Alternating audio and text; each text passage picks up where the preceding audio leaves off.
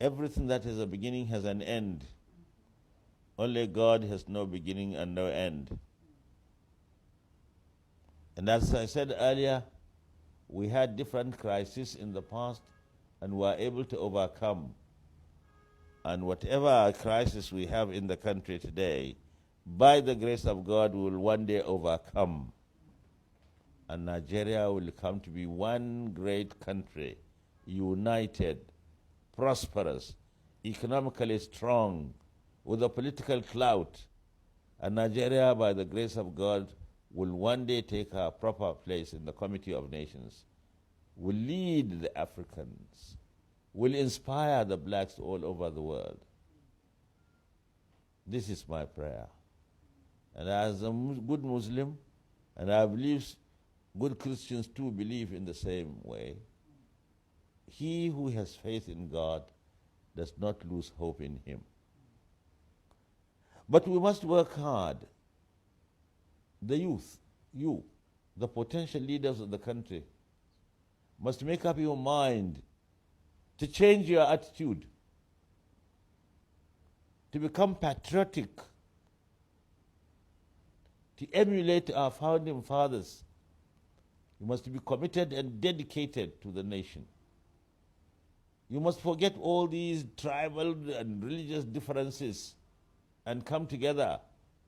It is not for nothing that God has brought us together, different religions, different climates, different tribes and different races. It is not for nothing. There is a purpose. God wants us to learn to live together peacefully because of the role we are going to play of leading other blacks in the world. If we are not united at home, if we don't respect one another at home, if there is no peace and stability in Nigeria, nobody outside will respect us and accept our leadership. So you, the youth, are the answer. You are the panacea to our ills. You are the solution to the problems. You are the vanguard of the revolution and the vehicles of change. You must make up your minds to love one another, to respect one another, to accommodate one another, to put the national interest above your personal interest, and to forget greed,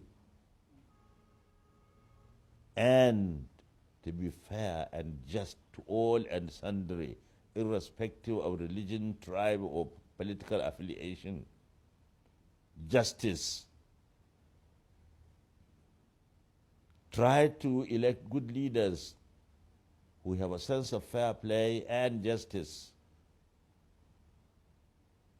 Behind every trouble or crisis anywhere in the world, not only in Nigeria, is injustice.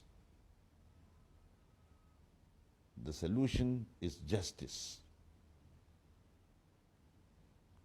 Let leaders know, in Nigeria and anywhere in the world, that the world can never be governed by force, never by fear, even never by power.